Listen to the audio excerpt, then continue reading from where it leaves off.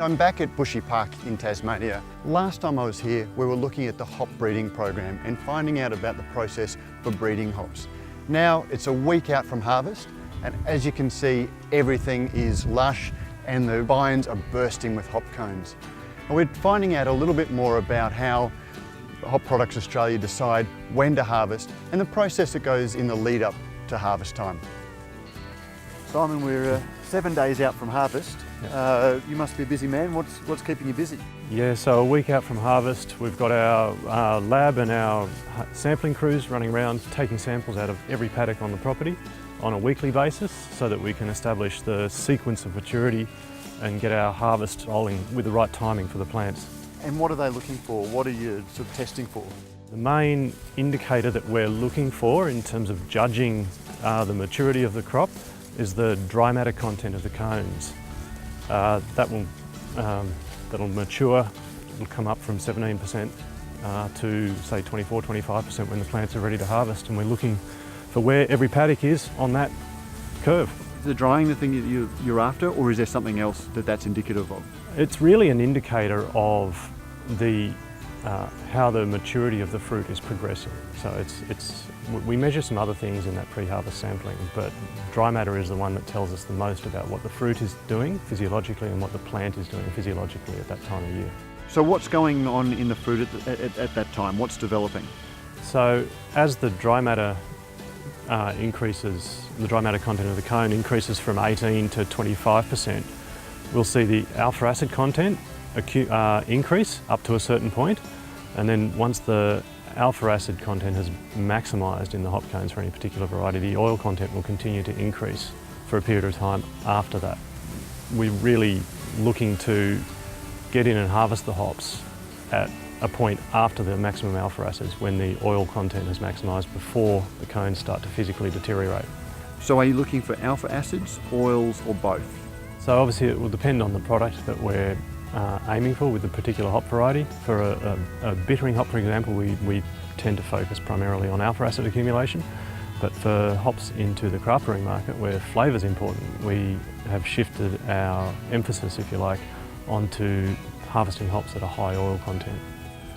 How hard is it to time that correctly? Does it change rapidly? In the run up to harvest, as we watch that dry matter increase, once the alpha acid accumulation has maximised, so the dry matter might be 23 or 24%, we'll then see the oil content increase from that point from, say, if we look at Galaxy, for example, it might increase from about 1.5 mils of oil up to 3 or 4 mils of oil on a sample collected from the field. And then you might have a window of 4 or 5 days after that where the hops will be absolutely primed to harvest at a high oil content before you get physical breakup of the cones. Do all of the varieties come on at once, or is there a sequence to them? The different hop varieties that we grow at Bushy Park are nicely sequenced across our harvest window in Tasmania. So we have Helga and Cascade at the start of March, running into Willamette, Enigma in summer, and then Ella, Super Pride and Galaxy at the end of March. And in Victoria, where they have a more compressed season, it's a little more complicated than that. We actually have to manage the harvest a little differently. What drives the difference between Bushy Park and Rostrevor? It's primarily down to day length. So the maximum summer day length at Rostrevor is an hour to an hour and a half shorter than the maximum summer day length here in Tasmania. Rostrevor's at 36 degrees south of the equator, and we're at 42 here, so we get much longer summer days. And hops are very day length sensitive, and part of their maturity cycle is driven by changes in day length. So is there a difference between, say, Galaxy that's grown here in Bushy Park and Galaxy that's grown in Rostrevor? So there's a difference in terms of the date of harvest, but in terms of the actual brewing characteristics of the variety, we think that when you are controlling the way that you grow the plants, controlling the maturity of the fruit at the point at which you harvest it, and you're controlling the post-harvest, so the kilning and the packaging processes, there should really not be much of a difference in the final product. So from what you're saying, it doesn't sound like you're a believer in terroir. I don't like the idea of the soil chemistry or the microclimate having an influence on the flavour differences that a brewer might perceive. I think if you can get your head around the particular harvest time in terms relative to what the variety is, so at what point in the dry matter curve does a grower harvest their hops, And then the other thing that's really important is all the post-harvest processing, so the kilning parameters and the bale pressing, chilling bales, freight, and then whether it's processed, whether it's sold as bales into a big processing group or whether it's processed on site by a farmer.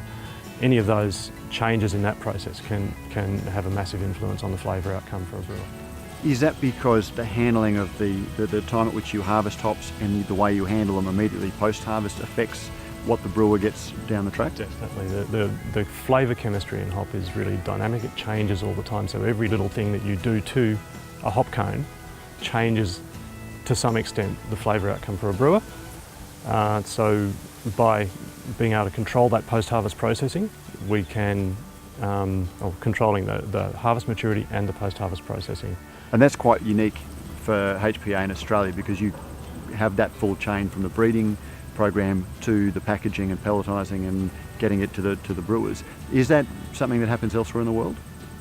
It's something that I think is fairly unique to HPA here in Australia, the ability to grow a reasonably significant acreage, process it through some intensive infrastructure, and then have the whole crop packaged and ready to distribute to brewers in a very short period of time. It gives us the ability to control so many factors on an annual cycle and within a seasonal cycle, that we think it allows us to produce a product that is quite different to most of the other hop producers around the world. And that lets you, over the picking window, the harvesting window that you've got here, control much more when you're getting the crops off. I guess if you're elsewhere in the world where there's 70 or 80 farmers who have all got their own individual on-field practices, that can lead to some variability even between varieties. Yeah, definitely. Yeah, so the same variety on a lot of different sites will be produced to a sort of a different flavour quality, if you like. So that ability for us to breed a hop and introduce it into our production system in a particular harvest window and manage the acreage and then manage the harvest and manage the post-harvest processing it gives us a lot of power. Well, it sounds like you've got a very busy 3 months ahead, so I'd best let you get on with it. But thank you very much for hosting us down at Bushy Park. Thank you, Matt. It's going to be good fun.